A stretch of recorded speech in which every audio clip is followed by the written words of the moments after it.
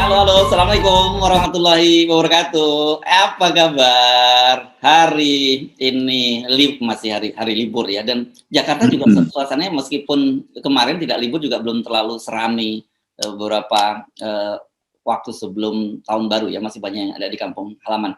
Dan jangan lupa kita salam 0% ya, Bung Rocky. Tak mungkin tidak. Ya. Pagi-pagi saya di chat oleh Ahmad Dhani, musisi Jenkins sekaligus Bengal Ahmad Dhani.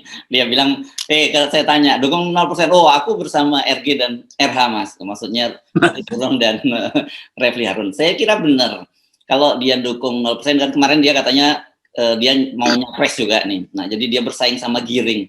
Nah, tapi lebih logis, dalam hal ini lebih logis Ahmad Dhani, walaupun Gerindra belum menyatakan sikapnya 0%, tapi kan dia bersama dengan orang seperti Fadlizon, Ferry Juliantono, dan dia 0%. Dan saya kira kalau orang-orang seperti Ahmad Dhani katakanlah, atau Giring sekalipun mau nyalor presiden, tapi kalau yang satu mempertahankan 20%, Giring, saya kira itu kan nggak logis. Karena bagaimanapun partai dia sekarang ini kan partai yang belum lolos parliamentary threshold, apalagi PT 20%, kan gitu ya Bung Rocky.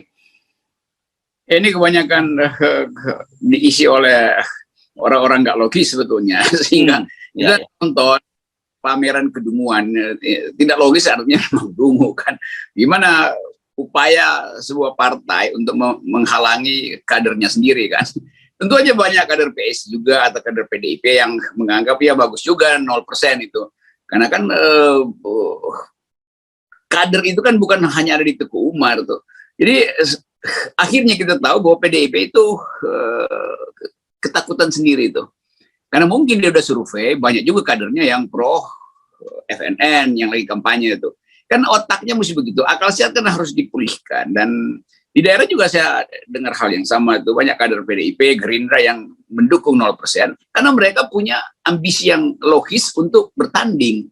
Jadi bagi mereka loh, kalau 20% kita kemana dong? Itu udah ditentuin oleh rapat DPP dong. Jadi sebetulnya ini ide 0% ini ya bukan ide yang sekedar dimaksudkan untuk menyaingi partai-partai besar. Bukan, ini suara kader partai-partai besar pun ingin 0% kan.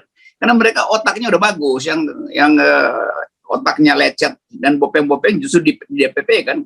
Karena DPP itu jadi kartel sendiri itu intinya tuh. Oke, nah kan tapi kalau balik lagi, kalau Giring dengan kalau suruh pilih gitu, kan ini ada pilpres ya, Anda pilih mana, Giring atau Ahmad Dhani? Kalau misalnya 0%, Giring mestinya malu tuh mengundurkan diri, kan dia mau kalau 20%, kan itu intinya, jadi terbalik-balik gitu. Ya kalau di popularitas dan kecerdasan mengolah isu, ya jauh lah, itu artinya bedain antara anak PAUD sama anak S3 itu jauh lah. Oke, jadi selama Giring mendukung PT 20%, kita minta baliho-balihonya dia turunkan, karena itu kelihatan dari situ saja dia nggak cerdas sekali ya, dari situ bahwa dia main tapi dukung 20% gitu ya. Itu bunuh diri dia sendiri kan. Kan dia tahu bahwa dia nggak mungkin mencalonkan kalau 20%, tapi kan bukan dia sebetulnya ya. Saudara Ketua PSI ini kan remote aja, di remote oleh supaya ngoceh-ngoceh gitulah. Jadi ya apa pentingnya tuh seseorang yang dikendalikan secara digital melalui baliho. Ya, nah, ini menarik Anda karena membuat analogi antara anak PAUD dengan anak S3 ini, antara Giring dengan Ahmad Dhani. Tapi analogi yang sama juga digunakan oleh Sekjen PDIP Hasto, yang menyatakan bahwa presidensial threshold itu ibaratnya seperti ujian masuk ke perguruan tinggi, kan gitu. Jadi kalau semua orang bisa masuk ke perguruan tinggi, nggak melalui seleksi, nggak melalui PT 20%, ya dia seperti apa, kata dia, apa yang terjadi, apalagi dalam bangsa Indonesia yang 270 juta ini, kata dia perlu calon presiden itu orang yang punya pengalaman, yang cukup matang mengelola pemerintahan ini. Itulah bahasanya Hasto. Iya, Hasto ini memang nggak update dengan keadaan terakhir. Di seluruh dunia bahkan ada lagi yang namanya tes itu. Jadi anak SMA udah di watch bermutu maka diundang oleh perguruan tinggi. Indonesia juga begitu. UI itu 70% itu nggak ikut tes. Diundang oleh rektornya tuh. Karena dianggap masa SMA-nya udah bagus. Jadi kalau SMA-nya udah bagus, itu artinya nggak perlu lagi pakai threshold, tes segala macam.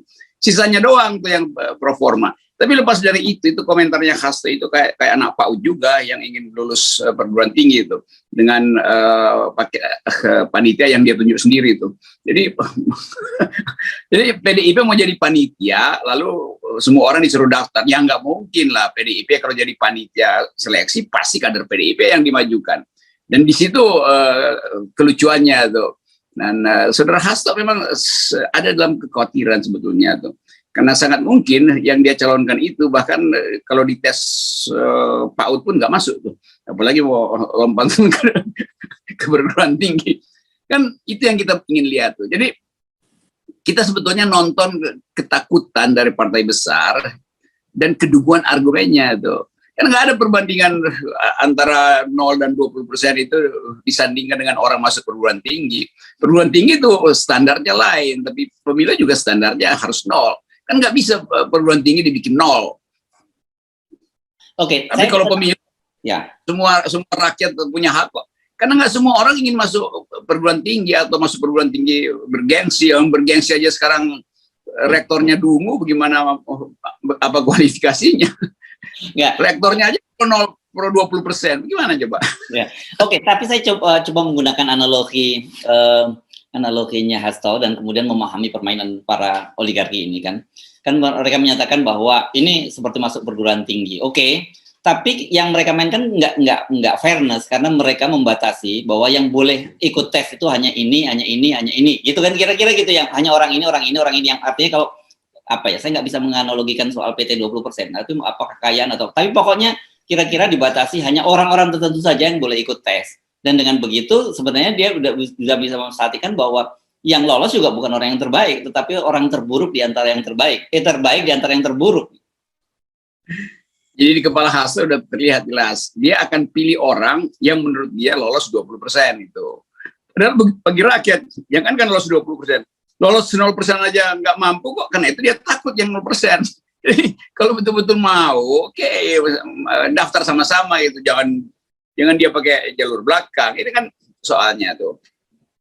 Dan politisi kita kan memburuk karena nggak ngerti apa itu demokrasi. Jadi seolah-olah 20% itu demokratis karena ada seleksi. Lo seleksi itu dari awal, pokoknya di ujung. Itu namanya barrier to entry, itu soalnya tuh. Dan ya udah, kita tahu lah kemampuan akademis dari partai yang masih pro 20% itu sejumlah kedunguan memang harus terpaksa kita maafkan karena nggak bisa lagi di upgrade.